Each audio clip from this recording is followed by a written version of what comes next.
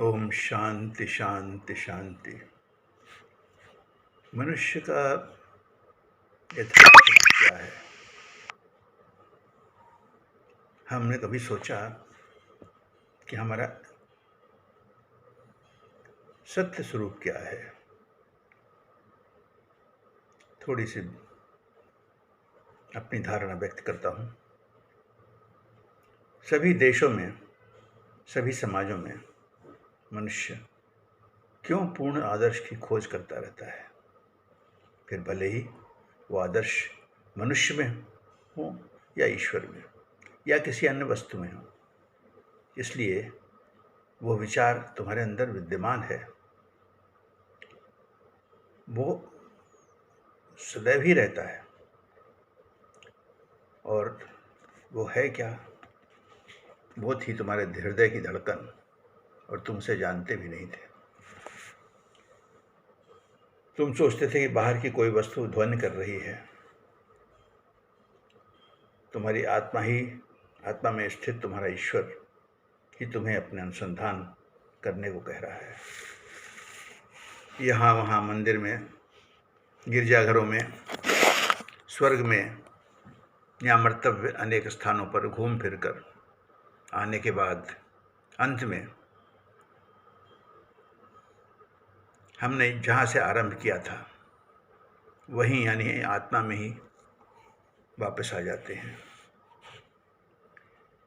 हम देखते हैं कि जिसकी हम समस्त जगत में खोज करते रहे हैं, जिसके लिए हमने मंदिरों में, गिरजाघरों में जाकर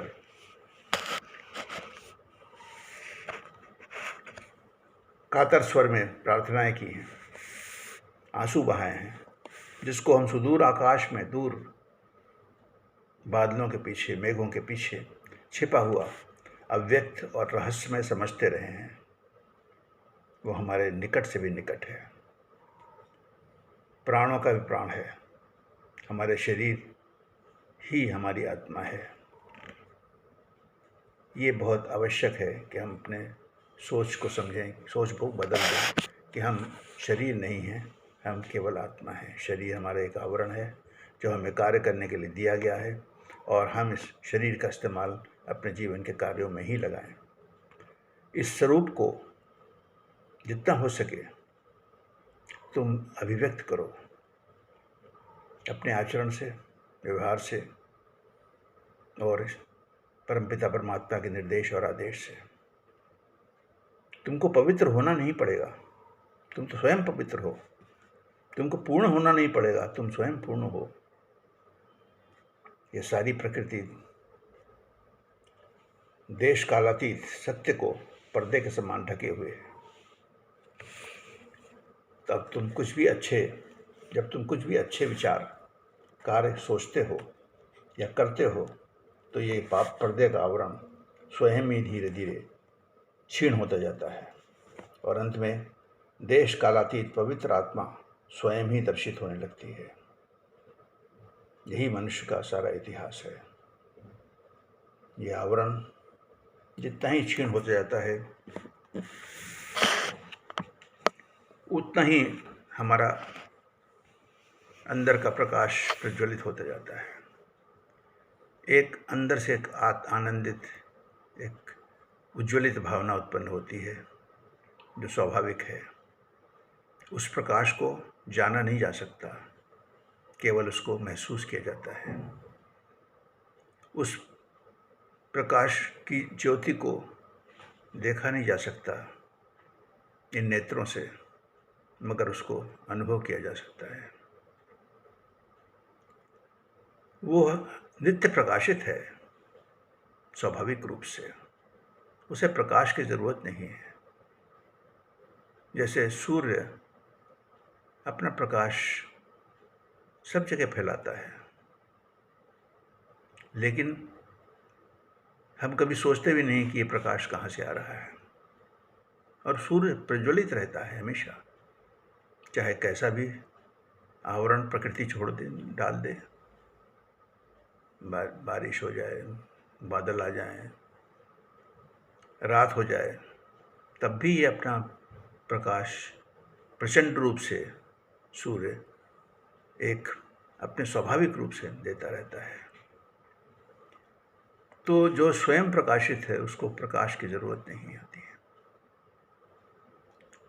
जो सारी वस्तुओं का ज्ञाता स्वरूप है, सभी विषयों का विषयी स्वरूप है, वही इस ब्रह्मांड का साक्षी स्वरूप भी है। वही तुम्हारी आत्मा है, वही परमात्मा है, वही सत्य है और वही अनंत है।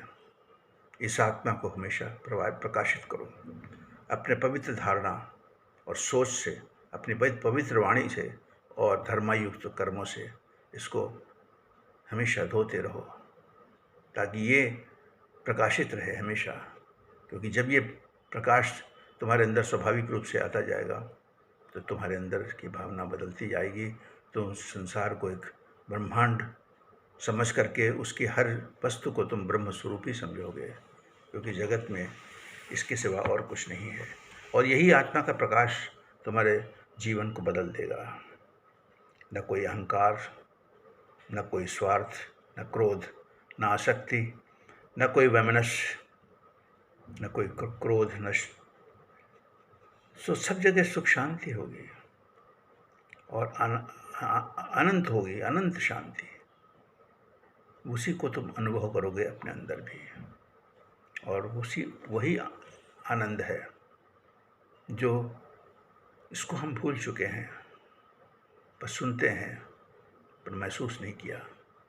इसको प्रज्वलित करने की कोशिश करो, क्योंकि ये तो शुरू से ही प्रज्वलित है। हम इसको आविष्कार नहीं कर पा रहे हैं कि यह क्या है और कहाँ से आया और कैसे हुआ। यह हमारे सिर्फ मन और बुद्धि से होगा।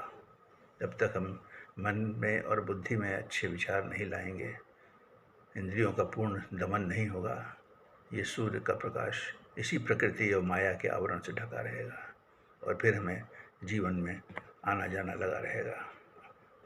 विश्व शांति के लिए विचार वो कार्य निश्चित रूप से उपयोगी सिद्ध होगा, ऐसा मेरा विचार है। सत्संग, स्वाध्याय और पुरुषार्थ से इन तीनों के माध्यम से हम बहुत कुछ इस जीवन में अपने मनुष्य काल में अचीव कर सकते हैं, पा सकते हैं। उसको हमें हमेशा ध्यान में रखना है। हम केवल प्रभु के लिए कार्य करते हैं, क्योंकि उसका कार्य है, उसी ने शरीर दिया कार्य करने के लिए। तो जिसका कार्य है, जो स्वयं हर कार्य में समाया हुआ है, उसके प्रति निष्ठा से कार्य करो, just like a obedient servant. तुम देखोगे तुम्हारे अंदर की शांति बढ़ती जाती है। ये सारा ब्रह्मांड ही ब्रह्म स्वरूप हो जाएगा। और हमेशा याद रखो, there is only one caste in this universe, the caste of humanity. There is only one religion, the religion of love. There is only one language, the language of hearts. तो इसको हमेशा ध्यान में रखो। जीवन को धीरे धीरे सीढ़ियों पर जैसे चढ़ते जाते हैं ऊंचाई को पाने के लिए, स्लोली धीरे धीरे चलते जाओ। यही प्रभु का आदेश है जो मेरी वाणी से निकला है। ओम शांति शांति शांति।